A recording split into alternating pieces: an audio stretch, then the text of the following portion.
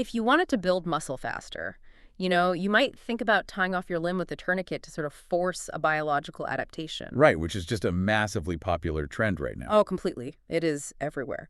But what if that same tourniquet temporarily gave your nervous system a blind spot? Yeah, that is the question. Because what if, while you're chasing all that hypertrophy and muscular endurance, you are actively suffocating the biological GPS that prevents your joints from tearing themselves apart? And that is the much darker, much more complicated side of the metabolic stress equation. Yeah.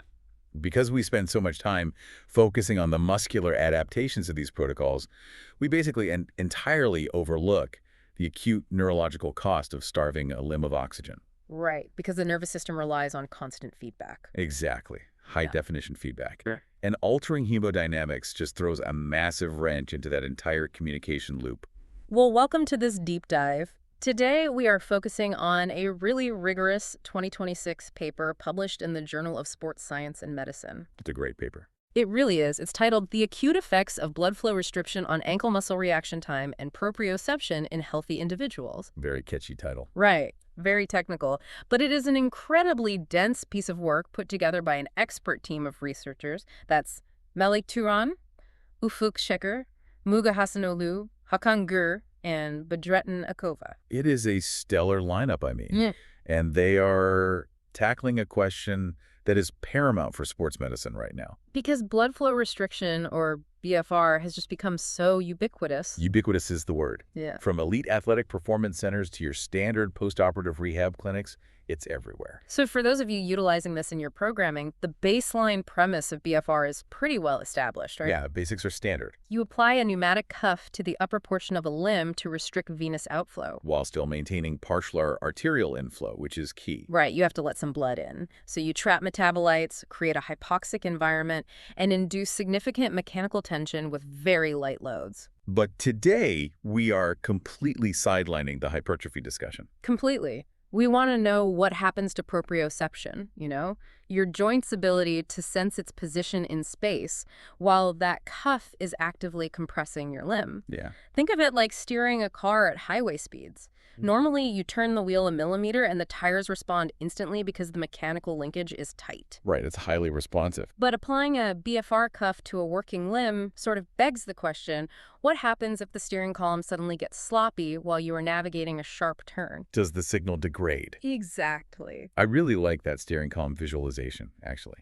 Because proprioception isn't merely a passive sense of awareness. Yeah, it's active. It is your primary autonomic defense mechanism against catastrophic joint failure. Right, because if the steering wheel gets sloppy, you don't just drift, you crash. You crash hard.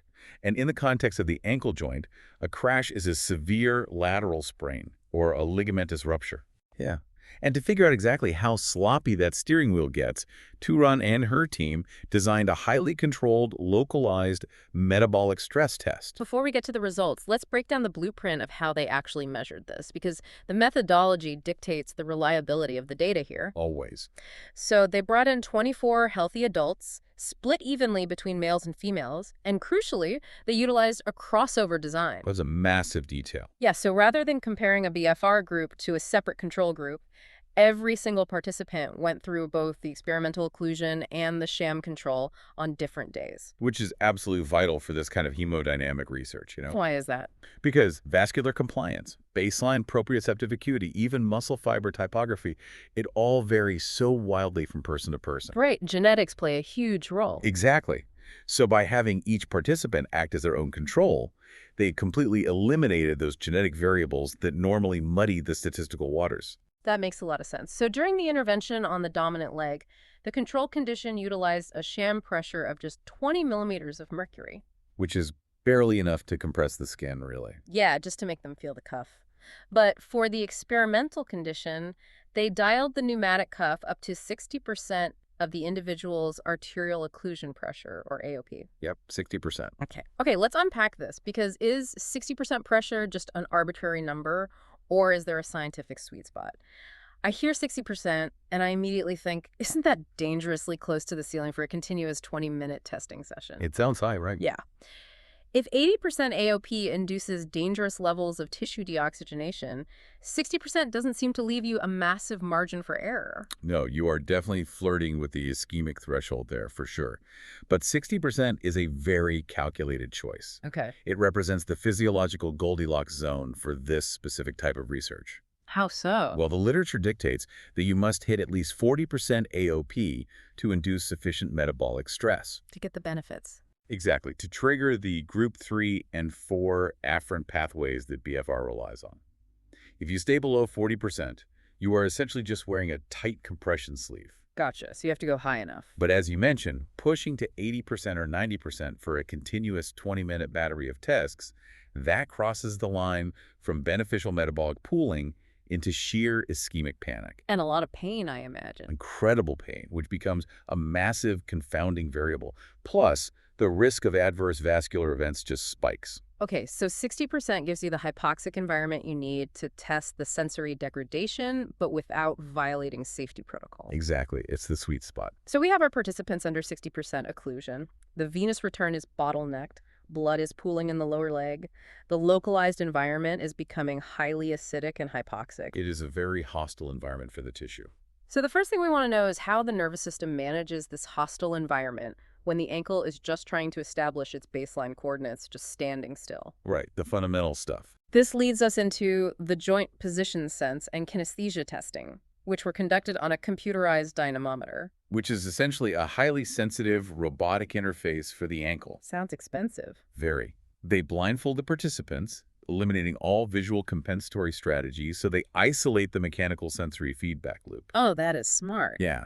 So for joint position sense, or JPS, the machine moves the ankle to a specific angle, and the participant has to actively reproduce that exact angle from memory. And kinesthesia. For kinesthesia, the machine introduces a micro-movement at an incredibly slow velocity. Yeah. And the participant presses a trigger the exact millisecond they detect motion. Okay, so I was expecting a systemic degradation across the board here. Like, if the limb is starved of oxygen, surely the whole sensory network suffers. I would think so. But they found no change in kinesthesia. Participants could detect motion perfectly well. Perfectly normal. And for almost all the JPS angles across plantar flexion and inversion, their accuracy was completely uncompromised. Which is wild. Right. However, active joint position sense was impaired at one highly specific coordinate, exactly 20 degrees of inversion, so rolling the ankle inward. Yeah, the air rate spiked specifically, and only at that 20-degree end range angle. Why that specific angle? It feels like having a single dead pixel on a 4K monitor. The entire screen is rendering perfectly, but right at that one specific coordinate, there's just no data. Right. Like, what is biologically unique about 20 degrees of inversion? What's fascinating here is, to understand that dead pixel, we have to look at the architecture of the nervous system, specifically the type 3 mechanoreceptors. Okay. These are embedded in the junct capsules, the ligaments, the musculotendinous junctions, but they are not uniformly sensitive across a joint's entire range of motion. So they don't fire evenly? No, they act as high-threshold mechanical limiters. When you're in a neutral stance, they're relatively quiet. Okay, that makes sense. But as a joint approaches its end range, where the tissue tension is the highest, their firing rate increases exponentially to warn the central nervous system that structural failure is imminent. So they are like biological proximity alarms. Precisely. Yeah. But applying that 60% AOP cuff fundamentally alters the localized environment. Because of the blood pooling. Yes. The massive venous pooling drastically changes the fluid dynamics, the compartmental pressure, and the metabolic composition of the tissue surrounding those exact mechanoreceptors. Oh, wow. So it literally changes the environment they live in. Exactly. The localized swelling and acidity distort the afferent feedback. So the signal gets corrupted right at the end range where tissue tension is highest. So the proximity alarm gets muffled by the internal pressure. That is a perfect way to put it, and that is a massive clinical concern. Why is that? Because 20 degrees of inversion is the exact biomechanical mechanism of a lateral ankle sprain. Oh, wow. Yeah, if you step off a curb or land on an opponent's foot on the basketball court, your ankle is forcefully driven into inversion. Right. If the central nervous system cannot accurately perceive that you are entering that 20-degree danger zone because the BFR cuff is distorting the signal. You just keep rolling. Exactly. Your risk of a catastrophic ligament rupture skyrockets. That paints a really vivid picture of why this matters so much. And this sensory-motor degradation wasn't just isolated to the robotic dynamometer, was it? No, it wasn't. Because when they took the participants out of the chair and put them on a dynamic force plate to measure static balance, the postural control system really struggled. Yeah, they analyzed the center of pressure excursions, specifically the sway area, sway distance, and sway velocity. Okay. These metrics track the microscopic corrections the lower leg muscles have to make just to keep the body's center of gravity stable over the base of support. And all three of those metrics increased significantly under the BFR condition, especially during the single leg stance with their eyes closed. Which is a huge tell. Right, because if you take away vision, the body has to rely entirely on the somatosensory and vestibular systems. And clearly, the somatosensory system in that occluded leg was just failing to provide accurate telemetry to the brain. Yeah, so a higher sway velocity indicates that the postural corrections are becoming more erratic and urgent, right? Exactly. The system is hunting for stability, but it's constantly overshooting because the feedback loop is compromised by the localized hypoxia. Okay, so if the nervous system is struggling this much to just manage the microcorrections of standing still, how does it handle the massive, chaotic sensory input of sudden dynamic movement? Because real-world application, whether in sport or rehab, requires momentum. Right, so standing still is one thing, but we have to move. Which is why the transition to dynamic testing in this study is so revealing. They utilize the Y-balance test and a sudden inversion drop platform. Okay, let's look at the Y-balance test first, because the results there genuinely broke my understanding of how BFR is supposed to function. It surprises a lot of people. In this test, you balance on the occluded leg and reach as far as possible with the free leg in 3 directions. Yep, a standard balance reach. And under BFR, the posterolateral reach, reaching backward and away, decreased significantly. Right. But it wasn't just a physical drop in reach distance. The researchers used electromyography, EMG, to measure the actual electrical activation of the muscles during the reach. The neuromuscular output. And the EMG showed a widespread reduction in lower limb muscle activation. The peroneus longus, the gastrocnemius, the soleus, their electrical output dropped. They all dropped. Okay, let's unpack this because I am genuinely confused. Wait, I thought BFR is supposed to increase motor unit recruitment. It is, usually. Right. The entire premise of BFR training, the reason we use it for hypertrophy, is that it forces the early recruitment of high-threshold motor units. Yeah, you starve the slow-twitch fibers of oxygen. And the nervous system is forced to recruit the heavy-duty, fast-twitch fibers to pick up the slack. Exactly. We use it to get more muscle activation. Why on earth did muscle activation go down here? It is a brilliant question because it highlights the fundamental difference between a standard BFR hypertrophy set and prolonged continuous occlusion. Okay, you are completely correct that during a short, intense bout of resistance training, say 2 to 3 minutes of squats, BFR drastically increases motor unit recruitment as a survival mechanism. Right. But the variable we are ignoring here is time. The 20-minute continuous occlusion. Exactly. As you approach that 15 to 20-minute mark, the accumulation of metabolites, the hydrogen ions, the lactate, the inorganic phosphates, it becomes incredibly dense. Like a metabolic storm. A massive metabolic storm. And this triggers a different set of sensory neurons called group 3 and group 4 afferents. Okay, what'd they do? Their primary job is to monitor the chemical toxicity of the muscle environment. When the toxicity gets too high, they send a potent distress signal to the spinal cord that actively inhibits the alpha motor neuron pool. Oh, wow. So it's the central governor theory in action. The spinal cord is literally pulling the plug. It is a hardwired protective mechanism. The nervous system basically concludes that if it allows the muscles to keep firing at maximum capacity in this highly toxic hypoxic environment, it will result in severe tissue necrosis. It's saving itself. So it throttles down the electrical signal. The muscles literally cannot fire as hard during that dynamic reach because the spinal cord is actively inhibiting them to prevent damage. That makes perfect physiological sense, but it is a massive paradigm shift for how we view the muscle activation benefits of BFR. It's heavily time-dependent. Yeah.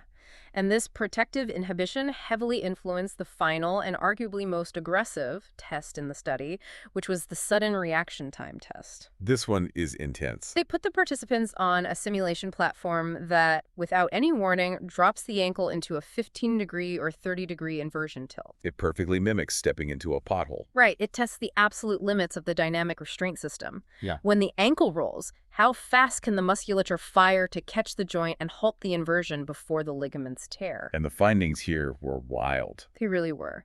The reaction time of the peroneus longus, the muscle running down the outside of the calf that acts as the primary dynamic defender against inversion, remained completely unchanged between the BFR and control conditions. It didn't get any faster. But the tibialis anterior, the large muscle on the front of your shin, actually reacted significantly faster at the 30-degree inversion drop under BFR. Which is so interesting. Yeah, because on paper, a faster reaction time sounds like an upgrade. It sounds like the hypoxic stress hypersensitized the reflex. Right, it reads like an enhancement, but mechanically it is actually a sign of system failure. Wait, really? Yeah, you have to look at the specific roles of those muscles.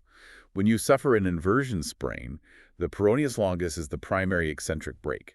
It fires to pull the ankle back out of inversion. Right, it stops the roll. But the tibialis anterior, conversely, is primarily a dorsiflexor, so it pulls the foot up toward the knee. So why is the dorsiflexor firing faster if it isn't the primary muscle responsible for stopping the lateral roll? Because the central nervous system is panicking. Literally panicking. Yes. We know from the earlier tests that the joint position sense at 20 degrees is corrupted, the static balance is erratic, and the overall motor neuron pool is being inhibited by that metabolic buildup. Right.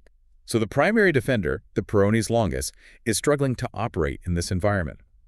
So the brain abandons the precise, coordinated defensive strategy and relies on a rapid, crude compensatory mechanism. A backup plan. Exactly. Yeah. It fires the tibialis anterior prematurely to aggressively pull the foot up and stiffen the entire ankle complex, simply because it doesn't trust the primary restraints to do their job. Wow, it's like realizing you can't steer away from a car crash in time, so instead of trying a nimble, evasive maneuver, you just tense your entire body and lock your arms out to brace for the hit.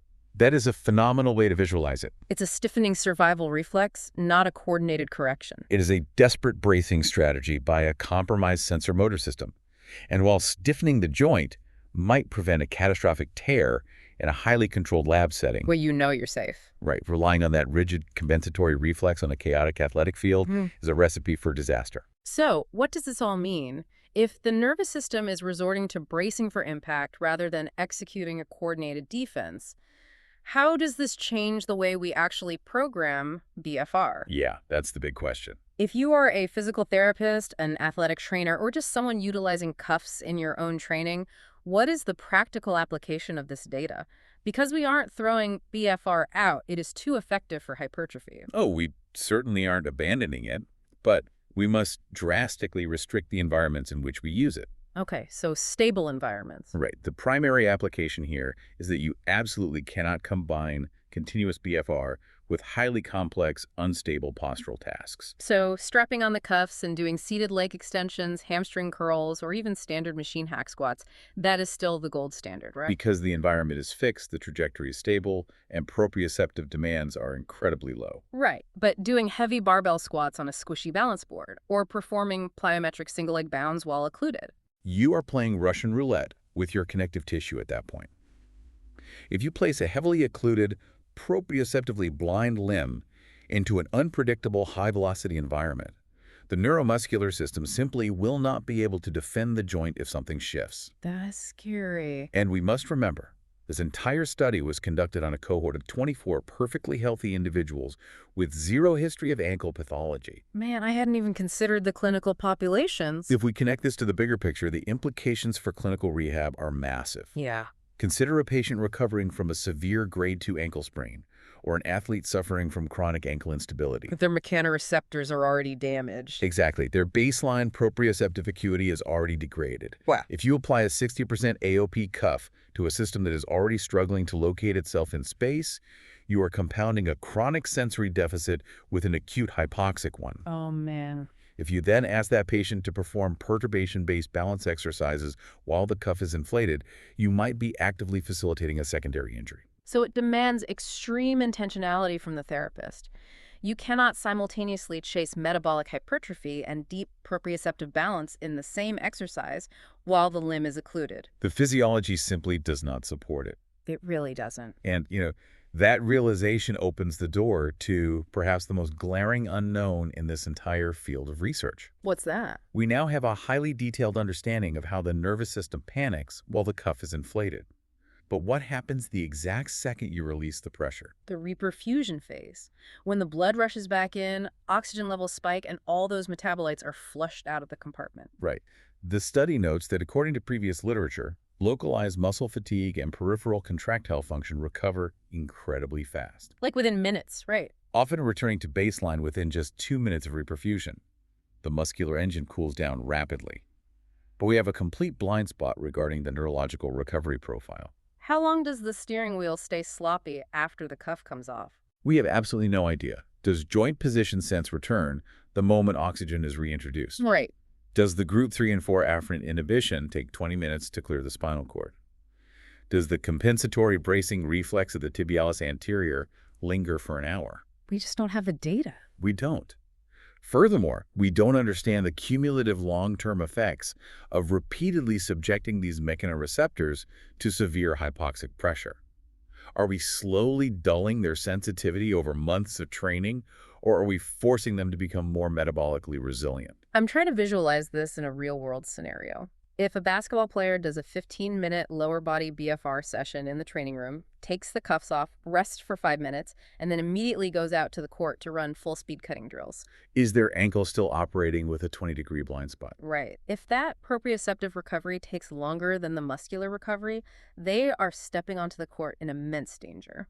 And if we really want to push the boundaries of this research, consider how this applies outside of sports performance entirely. Okay, like where? We are heavily promoting BFR as a revolutionary tool for aging populations, specifically to combat sarcopenia in older adults who cannot safely lift heavy loads. Oh, wow, right.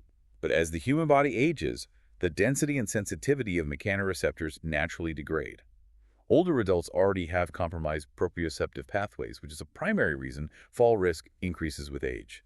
So if we apply a BFR cuff to a 75-year-old to help them build quad strength, are we temporarily blinding a sensory system that is already struggling to see? Exactly. We might be securing their muscular health while simultaneously inducing a severe acute fall risk.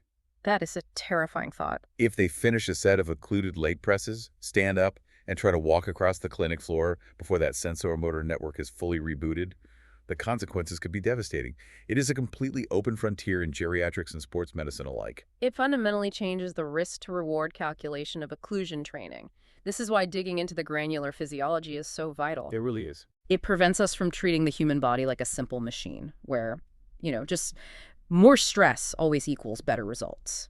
We highly encourage you to read the full article to fully grasp the methodology, analyze the exact force plate metrics, and really appreciate the immense detail this team put into the work. It's definitely worth the read. Again, you can find The Acute Effects of Blood Flow Restriction on Ankle Muscle Reaction Time and Proprioception in Healthy Individuals, published in the Journal of Sports Science and Medicine from 2026.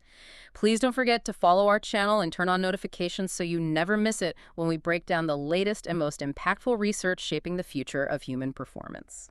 We always appreciate the opportunity to explore the complex, muddy waters of human physiology with you. Next time you're in the gym or the clinic and you see those pneumatic cuffs get strapped on, remember that underneath the skin, it isn't just a muscle getting fatigued. It is a highly complex nervous system trying to navigate a volatile, hypoxic landscape. Keep your exercises stable, keep your environment controlled, and whatever you do, make sure you don't let your internal steering wheel get sloppy. We'll see you on the